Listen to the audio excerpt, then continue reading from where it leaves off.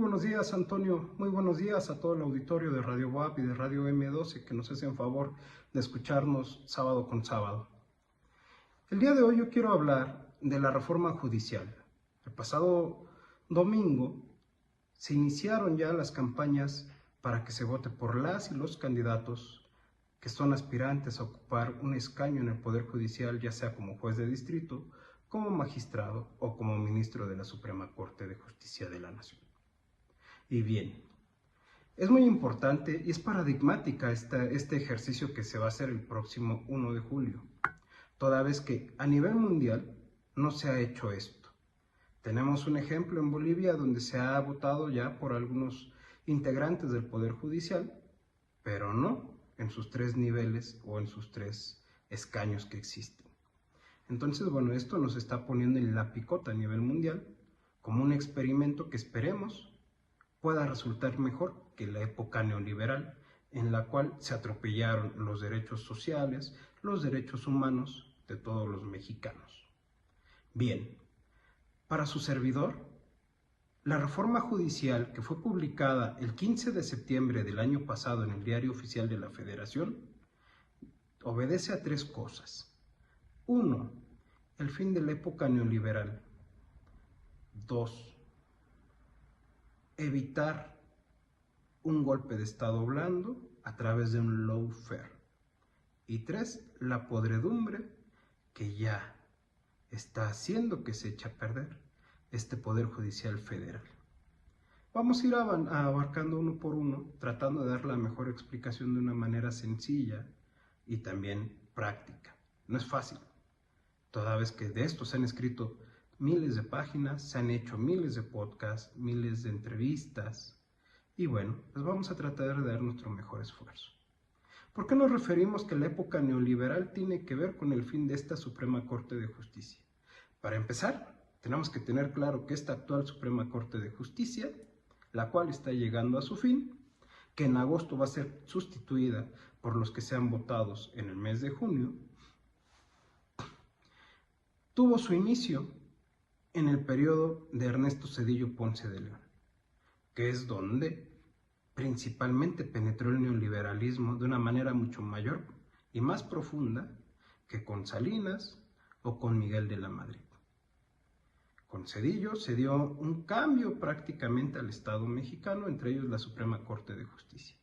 Ernesto Zedillo llegó al grado de cerrar la Suprema Corte de Justicia aproximadamente durante un mes y jubilar a los ministros, que en ese entonces eran 26, y reducirlos a 11 ministros. ¿Y qué hizo esta reforma, esta Suprema Corte de Justicia? Pues, ¿cómo fue hecha? Para satisfacer las necesidades y los intereses de la época neoliberal, pues se dedicaron a legalizar todos los ataques contra el pueblo mexicano, el desmantelamiento del estado de bienestar, la venta y la venta malbaratada de las empresas estatales a entidades privadas, el exceso de los cobros de intereses por la banca que después fue rescatada mediante el Fobaproa a través de Ernesto Zedillo y que hoy los mexicanos seguimos pagando para que se pudieran rescatar capitales privados.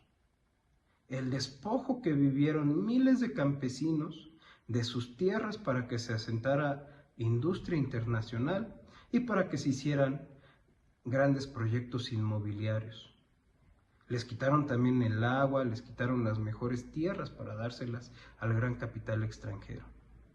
Permitieron también los bajos salarios y a través de ellos la superexplotación de la obra de mano mexicana. ¿Por qué? Porque a eso se refería el neoliberalismo, a eso se refería la globalización. Hoy ese sistema económico y político está llegando a su fin. El planeta está entrando en una fase tripolar donde China, Rusia y Estados Unidos se están repartiendo el mundo. Y por lo que nos toca a nosotros, ya diría aquel dicho, pobre México, tan lejos de Dios y tan cerca de Estados Unidos, pues nos toca estar del lado occidental, que es donde la mayor influencia la tiene Estados Unidos. Ellos ya marcaron su línea desde Groenlandia hasta el sur del continente americano. Entonces, esa Suprema Corte que fue diseñada en la época neoliberal para hacer funcionar de manera legal, acorde el texto constitucional a través de la interpretación que hacían estos ministros y todos estos integrantes del Poder Judicial, ya no tiene lugar, ya no tiene cabida en este nuevo México, que está más orientado al regionalismo económico, al proteccionismo económico, en este plano que estamos hablando del mundo tripolar.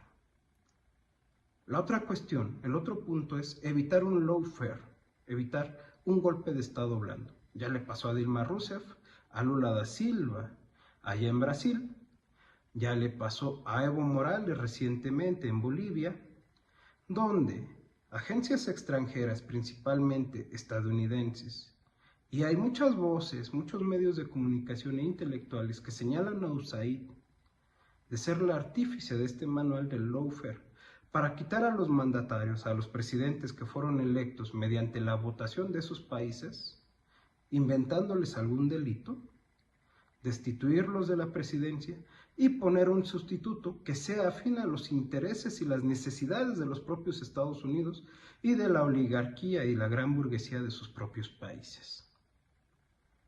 No solamente pasó con Evo, también no olvidemos a Pedro Castillo recientemente en el Perú.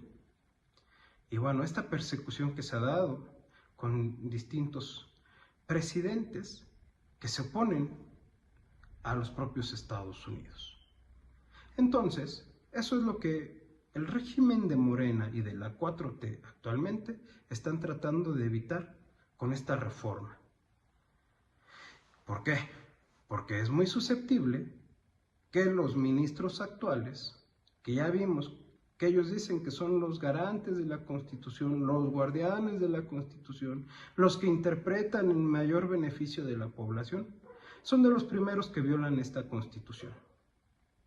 En el sexenio de López Obrador se dio una reforma donde se establece a nivel constitucional que ningún funcionario público puede ganar un salario mayor al de la figura presidencial. Sin embargo, desde una posición inmoral y con argumentos leguleyos, los ministros de la Suprema Corte se negaron a bajar su salario para que fuera inferior al de la figura presidencial. De tal manera que actualmente, hoy tenemos que anualmente, de acuerdo a su salario bruto, ellos están ganando alrededor de 5.300.000 pesos aproximadamente, mientras que la presidenta de la República está ganando 2.200.000 pesos aproximadamente. Ojo, es solamente hablando del salario bruto. No estamos metiendo las demás prestaciones que tienen, las demás canonjías que se han arrogado a sí mismos. Están ganando prácticamente el doble. Y aún así se atreven a decir que son los garantes de la Constitución. Y no nada más ellos. Podemos ver cómo los detractores y en defensa del actual Poder Judicial y contra la reforma judicial, varios jueces de distritos y varios magistrados integraron un total de 1.500 amparos contra de la reforma judicial y además concedieron 500 suspensiones contra la reforma judicial. Esto no tendría nada de malo si fuera legal. Sin embargo, existe disposición expresa en la Ley de Amparo y en la Constitución que señalan que el amparo es improcedente contra las reformas constitucionales. Podemos ver cómo también estos integrantes del Poder Judicial, sabiendo esto, no les importó por mantener todos los privilegios que tienen actualmente. Con estos dos botones de muestra, ¿qué nos podría hacer pensar que no se prestarían a que se diera un golpe de Estado por la vía armada a través de algún sector recalcitrante del ejército o de las policías o de los estados, tipo Guaidó, y que esta Suprema Corte legalizara ese golpe de Estado, porque estarían quitando a este nuevo régimen de la 4T que está perjudicando los intereses de esta burguesía que perteneció a la época neoliberal y que aquí aclaro, ellos no están representando los intereses del pueblo, son ala de la burguesía también, pero de una burguesía más progresista. Al final de cuentas, también descansan sobre la explotación del hombre sobre el hombre. Y el tercer punto tiene que ver con la podredumbre, con la corrupción, con el desprestigio y sobre todo con el alejamiento que hizo el Poder Judicial del pueblo mexicano. No tenemos pocas sentencias donde los jueces de distrito, donde los magistrados, donde incluso la Suprema Corte falló en contra de los derechos de las comunidades, de los pueblos, donde le dio la razón a las mineras para que ellos pudieran venir a contaminar nuestro suelo, nuestros mantos acuíferos, saquear nuestros recursos naturales, donde le dio la razón a las grandes empresas y al gran capital extranjero para que pudieran explotar la mano de obra barata de México, donde pudieran quitarnos los derechos y las conquistas sociales y sindicales que se habían logrado en las leyes anteriores a la reforma del 97 en la Ley de Jubilaciones y Pensiones, donde permitieron en la época neoliberal, con el anatocismo, el cobro de intereses muy elevados que llevaron a la quiebra y a la pobreza y a la extrema pobreza a gran parte de la población mexicana,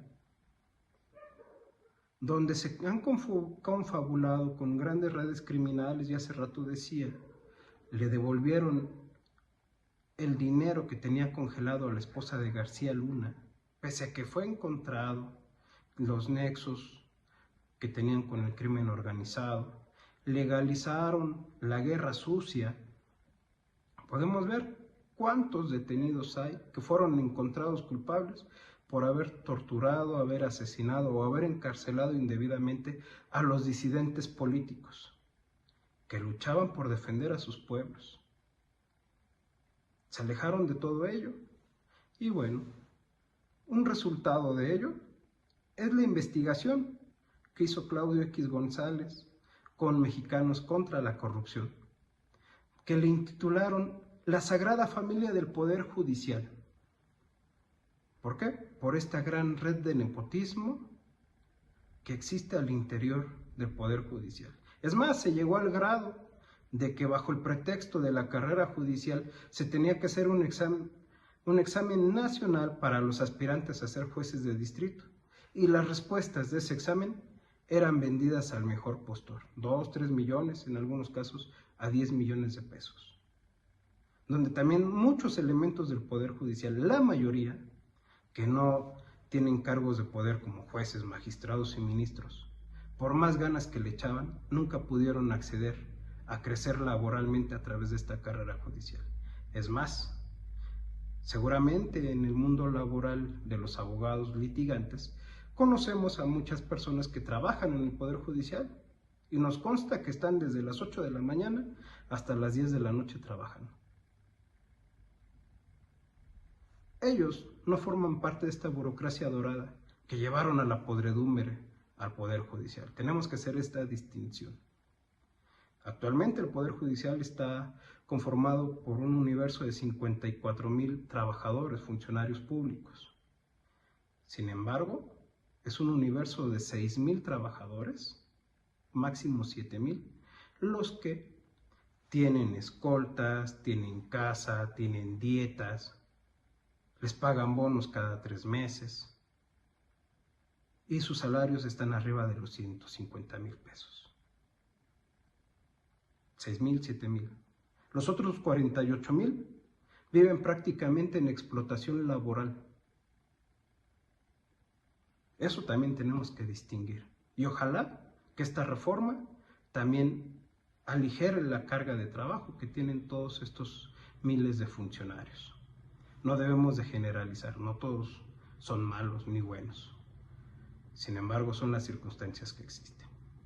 Entonces, para rematar esto, la Suprema Corte de Justicia, esta reforma judicial, obedece al fin del neoliberalismo, y esta Suprema Corte de Justicia que se va a extinguir estaba hecha, era un traje a la medida para que se pudieran calificar de constitucionales y legales las disposiciones y las reformas neoliberales que se implementaron desde Zedillo, con Fox, con Calderón a través de la Iniciativa Mérida y con Enrique Peña Nieto a través del Pacto por México, para evitar un golpe de Estado blando a través del lawfare y por la podredumbre del propio Poder Judicial, que empezó a dictar resoluciones que favorecían a los intereses del gran capital internacional y nacional y perjudicaban a los intereses del pueblo mexicano. Pues compañeros, compañeras, con esto yo me despido. Les deseo que tengan un excelente fin de semana y hasta la próxima. Un abrazo.